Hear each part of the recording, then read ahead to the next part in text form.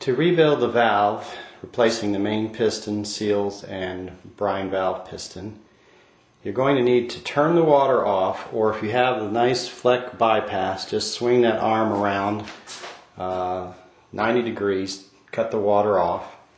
Then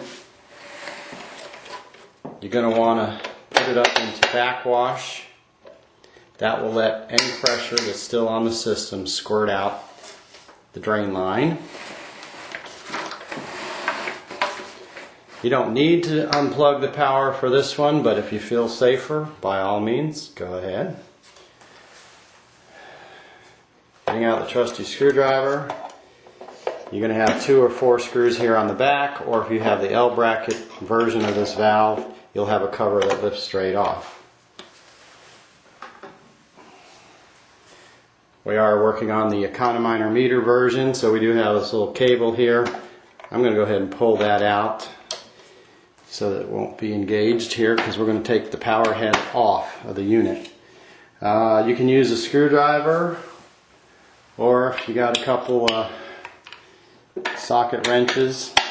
First thing you want to do is take the center screw out of the main piston.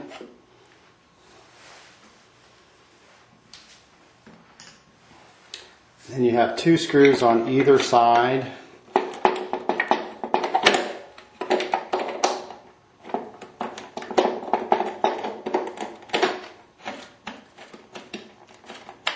Two reasons you would be rebuilding your valve. One is you found it stuck in its cycle and it's very hard to turn the knob yourself, or you have a lot of leakage going on around your main piston.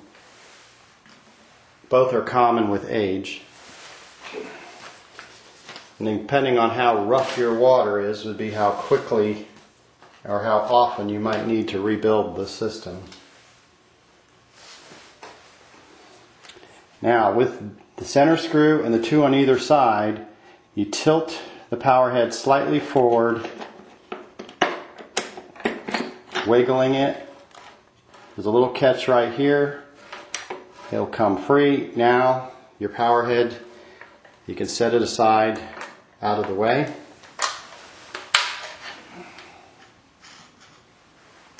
Now we have 3 new screws and this little metal plate exposed.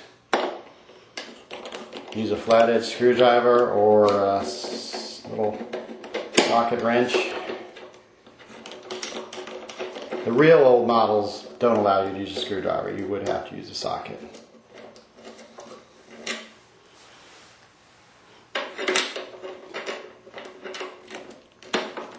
And some would say the socket's easier to use than a regular screwdriver. I'm just used to doing things. However, whatever tools are handy. Alright, we got the metal plate off. Now our pistons are exposed. And you should be able to wiggle the main piston out. A couple seals and spacers may come with it. And you can pull the rest of them out with your fingers. Now if you got a lot of hard water or iron, you may have to pry the ones in the middle out. I've seen that.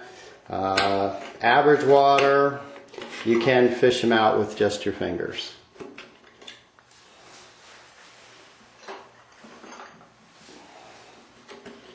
Alright, got them all out.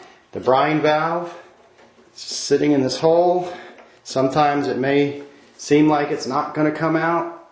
Just get a good grip on it if you have to. There are pliers, just pull straight up.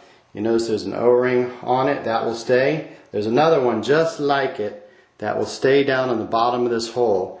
If you should happen to notice it coming out when you pull this out, make sure you tuck it right back in and it's sitting flush. Sometimes people replace these, they pull that out, they don't know it, and they end up with water streaming out. Now we've got the old parts out, put the new parts in.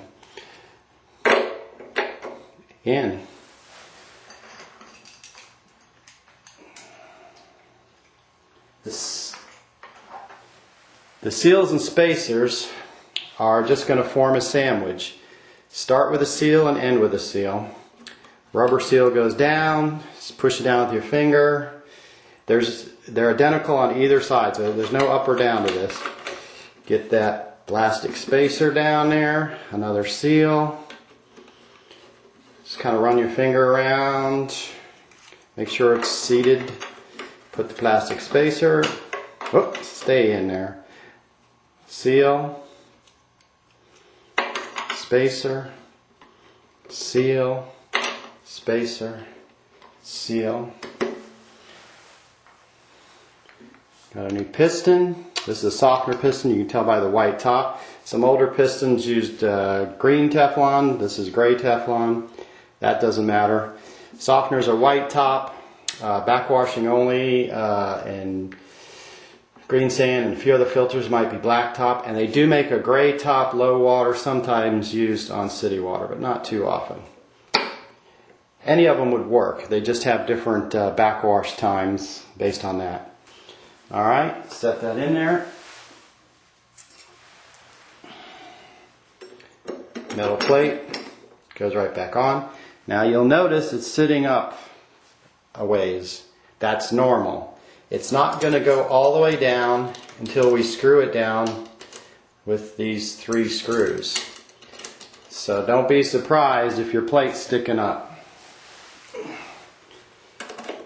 fact, if it's not sticking up, you've done something wrong. You left a part out. Get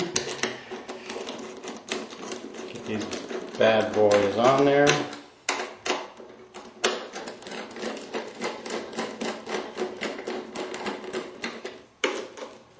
Not very tricky, is it? It's one of the things I like about this Fleck 5600 is it is perhaps the easiest valve ever made to work on. Right. Go around, make sure all 3 are down good and snug. Got that metal plate all the way down now.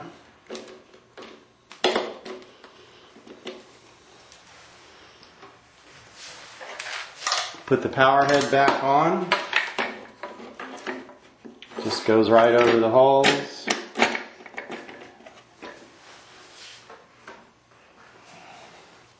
And sometimes push that plunger down a little bit or turn the knob so you get the center gear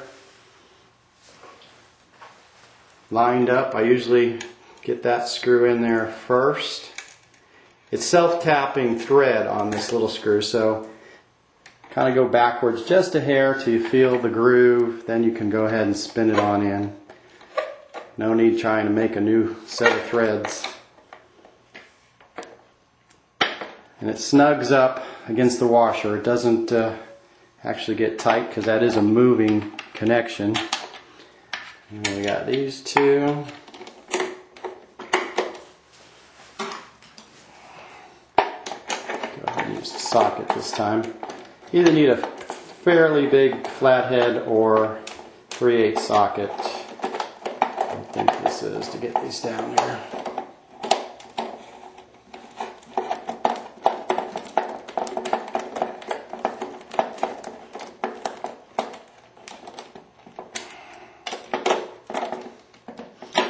Go ahead and grab this front knob and see if it feels good.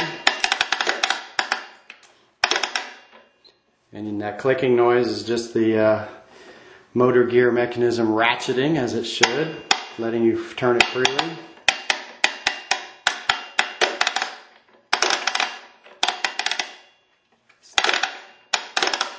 Sounds like new. Of course it is new. I'm cheating. I'm using a brand new valve. Yours won't look so pretty. Put the back plate on, put your cable back in, turn the water on, and you're done.